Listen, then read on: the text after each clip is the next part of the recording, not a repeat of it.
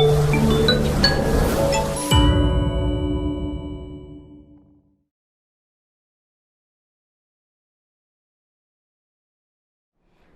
olá, tudo bem? Como é que vocês estão? Que bom, né? Estamos aí no mês de junho, né? Todo mundo se preparando para comer milho, canjica, pipoca, pular fogueira. Sei que não. Vamos lá começar a nossa aula, né?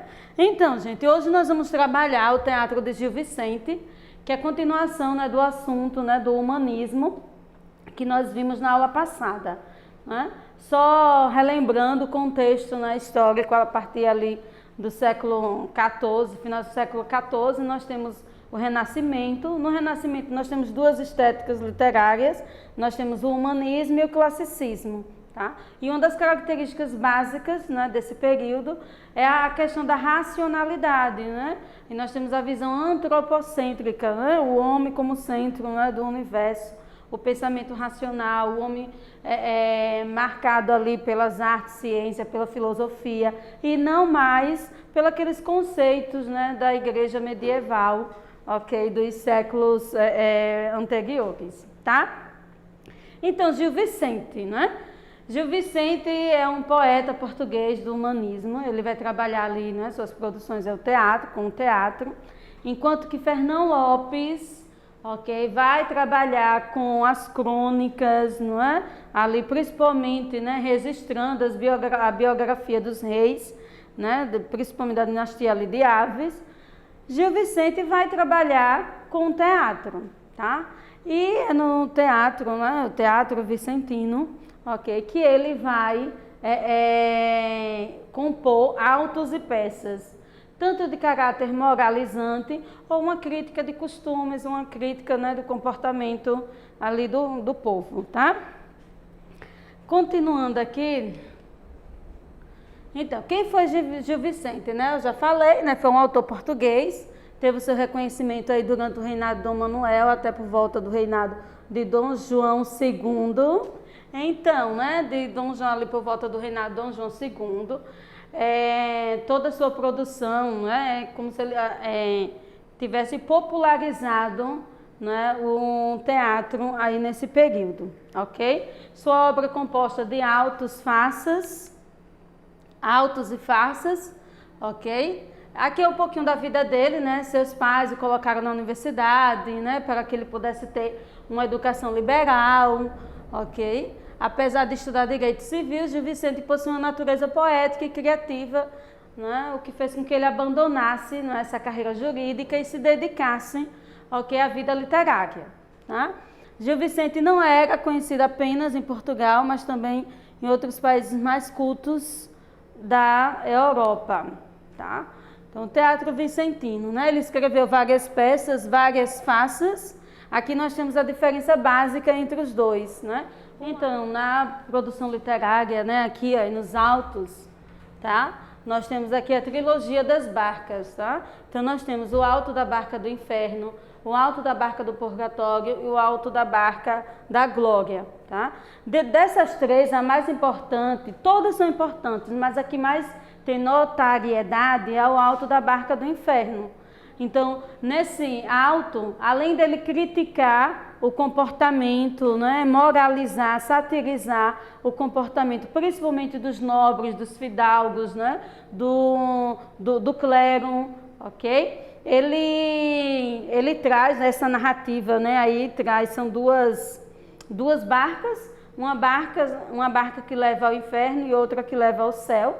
Nós temos dois personagens aí, um que representa o bem e outro que representa o mal. Então, o barco que representa, né, ali, o barco que leva as pessoas em direção ao inferno, nós temos como personagem o diabo.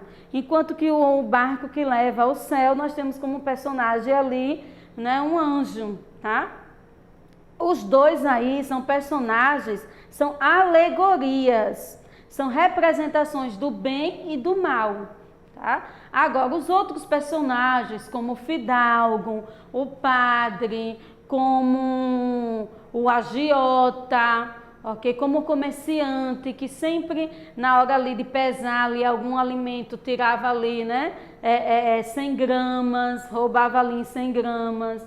Essas pessoas não, esses personagens é o retrato do comportamento das pessoas da época, tá?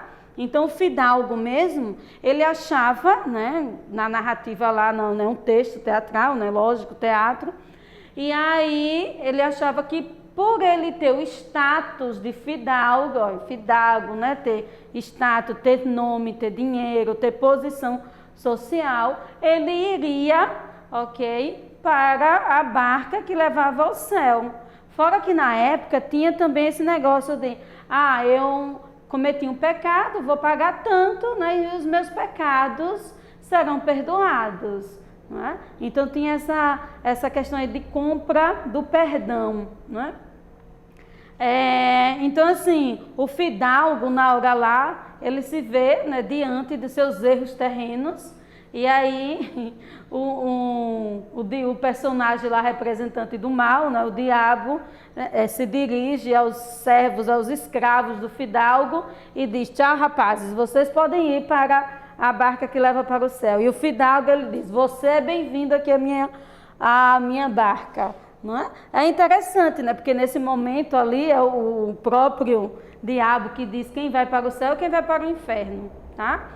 Quer ver um alto contemporâneo, né? Um alto que todos vocês já devem ter visto, ter assistido, é o Alto da Compadecida. Né? No alto ali é um alto, né? O próprio nome já diz, Alto da Compadecida, além dele retratar a questão cultural, artística, histórica, de ter várias críticas, várias vertentes ali. Tem uma parte ali em que os personagens morrem, né, vão para um tipo de julgamento, e lá você tem a figura do diabo e você tem a figura do Cristo. Né? Então assim, ali é a representação do bem e do mal. Ok? Então assim, e o mais interessante, né, porque o Cristo, para Ariano Suassuna, é um Cristo que quebra todos os paradigmas, não é? Porque ele não é branco, então ele é negro, se apresenta como negro, né? Então assim, ele vai, a obra, né, o Alto da Compadecida, ele quebra, além de fazer uma crítica, né, e de retratar também a cultura nordestina, mas ele também faz essa alegoria aí para retratar o bem e o mal. Né? E também para dizer, não é porque você tem um status, não é porque você tem dinheiro, não é porque você tem um status de ser padre, de ser um monge, que você necessariamente vai para o céu. Tá? Tem um outro personagem, não é? O padre, né? Que ele, ao morrer, né, tá lá se dirigindo àquele ambiente, né, que é um ambiente, né, um ambiente escuro, tenebroso, né? E aí o que acontece? O padre imediatamente se dirige à barca que leva ao céu, achando ele que a batina dele iria salvá-lo, não é? E ao chegar ali, o anjo diz: não, seu nome não está aqui, por favor, vá procurar ali naquela outra barca. E aí o padre toma um susto, ele fica o tempo todo dizendo: como meu nome não está, ok, aqui no livro, na barca aqui, né? Que vai me levar ao céu. Se eu preguei, se eu fiz isso, se eu fiz aquilo, ok? Ou seja, ele achava, ok, que a batina dele seria suficiente para salvá-lo, tá? E não é isso, né, gente? Essa obra é uma obra atemporal, porque se você trouxer ela para os nossos dias, muitas coisas do que Gil Vicente retratou aqui nesse período, como forma de divertir, de moralizar, de criticar, principalmente o comportamento dos nobres e do clero, se a gente trouxer, se a gente fizer uma analogia, ok, um diálogo com a nossa sociedade, veremos que muito do que foi retratado aqui, ok, continua, né, a corrupção moral, né, o comportamento ali não tão, né, para quem no termo de quem considera como certo ou errado, porque isso é relativo, né, que pode ser certo para mim, pode não ser para outra pessoa, mas, ok, ainda assim, a temática dele é uma temática atemporal, ok? Foi importante naquele período e continua sendo importante hoje se a gente trouxer trazer essas temáticas para hoje, nós veremos que a nossa sociedade continua assim a mesma. Ok? Muitos ainda acham que o status, né, o status social, a posição política cristã que tem, isso será o suficiente para levá-lo ao céu. Aí, né, entre aspas, vou colocar assim, né? Cada um tem sua noção aí de céu, né? Ok? Dúvidas até aí? Não, né? Mas qualquer dúvida, plantão de dúvidas, tá? Então, só para fechar isso aí, nós temos aqui, né, a trilogia das barcas, tá? Que é o alto da barca do inferno, o alto do purgatório e o alto da glória, né? Parece até uma escadinha, né? Inferno, purgatório e glória. Então você passa pelo inferno, pelo purgatório e pela glória e vai para a glória, né? Brincadeirinha, viu, gente? Pelo amor de Deus. E depois nós temos a farsa. A farsa, gente, são peças também curtas, com poucos personagens, porém, elas são peças cômicas, ok? Então, aí, com um enredo curto, poucos personagens, são temas, né, ali extraídos do cotidiano. Aqui, ele não vai se dirigir, não vai fazer uma crítica apenas aos nobres e ao clero, vai fazer também uma crítica ao comportamento da pessoa comum, ok? Dali do dia a dia, não é? Então, aqui ele está falando da trilogia das barcas, aqui, ó, a barca do inferno, do purgatório, né, da glória, tá? Reúne peças de moralidade e constitui uma alegoria dos vícios humanos, tá? E tem esse outro alto aqui. Então, as farsas, né? A principal farsa é a farsa de Inês Pereira. A farsa de Inês Pereira, gente, é muito interessante. Porque essa farsa ela é construída sobre um provérbio que diz exatamente assim, olha. Mais quero asno que me leve que cavalo que me derrube. Vou repetir. A farsa de Inês Pereira, de Gil Vicente, é construída, né, é escrita, ok, com base em um provérbio que diz o seguinte, olha, mais quero um asno que me leve que um cavalo que me derrube. Então, o que acontece? Gil Vicente, né, ele foi acusado de não escrever obras, ok, de não escrever, de plagiar, na verdade, as obras dele, que toda aquela barra aqui... os autos dele seriam plágio. E aí ele diz o seguinte, olha, me dê uma frase aí qualquer, um verso, e a partir desse verso eu vou escrever ali meu auto, ou minha farsa. Então ele vai a partir desse provérbio aqui, ok, e escreve a farsa de Inês Pereira. Então Inês, uma moça, né, como tantas as moças queria casar, então ela tem dois pretendentes.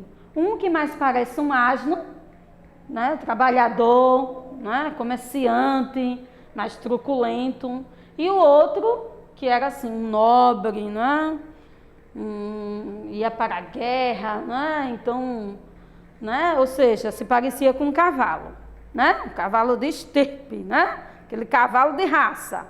E aí, entre o amor e o status social, ela vai escolher o que? O status social, né? Bem diz a minha mãe e a minha avó que boniteza não põe mesa. Foi a mesma coisa com Inês Pereira, ok? E aí, né, ao casar, né, o cara é muito rude, muito grosso, grosseiro, viajava, deixava ela sozinha, ciumento, não deixava nem ela ir à missa, a coitada, não deixava nem ela chegar assim à mesa, ou a mesa não é? A janela, não é, para ver a rua, ok? E aí o que acontece? Ele acaba morrendo, né? Ele vai para uma guerra, não retorna, acaba morrendo.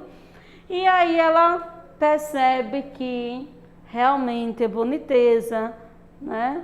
Como diz a minha mãe, não põe mesa, né? E percebe que apesar, né, do falecido marido dela ter tudo que ela ansiava em um homem, né? Aquele lá, pobrezinho, bichinho, né? Trabalhador, que mais parecia um asno, era aquele que iria, ok, tratá-la com decência, né? Cuidar, proteger, né? Então deixa, né? Então ela aprende, ela tem uma dura lição, ok? de que não devemos julgar, não é, as pessoas que elas são, né, como elas, né, pelo estado social em que elas carregam, tá?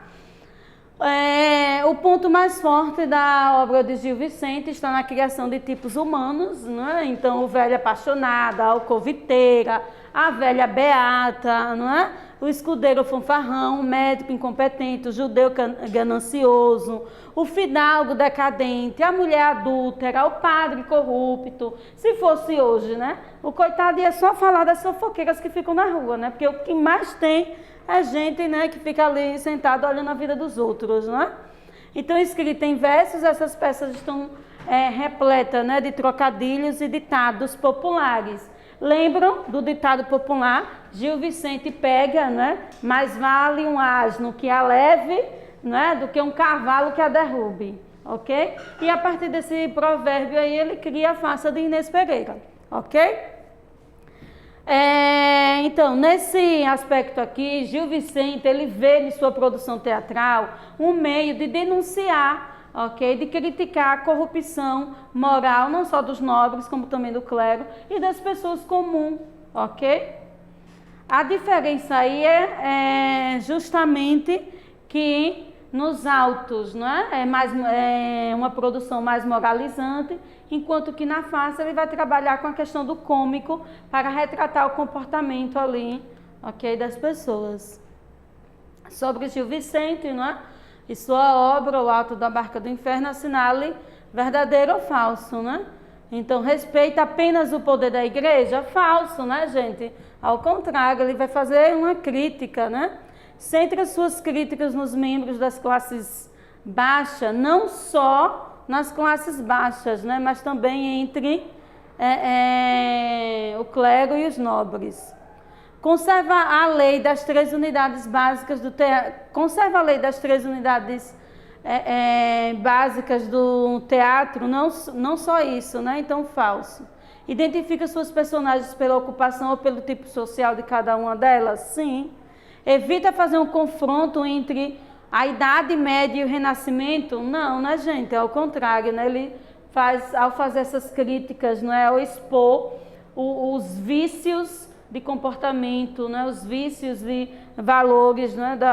Tanto dos nobres quanto do clero e das pessoas comuns, ele vai justamente, ok? Não, isso aqui ele faz, né? Ou não, está dizendo que ele evita. Não, ele não evita, ele faz justamente esse confronto aí entre esses ideais aí medievais, ok, e do Renascimento, está bem? Vamos praticar, responder o capítulo 5, página 19 a 21, do módulo 2, e responder o caderno mais de literatura, página 7 a 18, tá?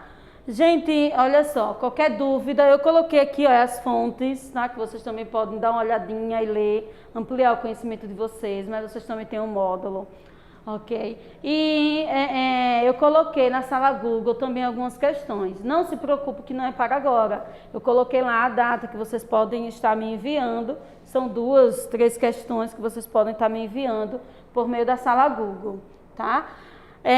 Lembre-se que todas essas atividades aqui vocês vão responder bonitinho, colocar o nome, a série, o nome do professor, ok? E enviar para o e-mail ou deixar aqui se preferir, mas pode enviar pelo e-mail, já, né? Já adianta muita coisa. E qualquer dúvida, gente, povo, plantão de dúvidas, viu? Tchauzinho, bom São João aí a todos.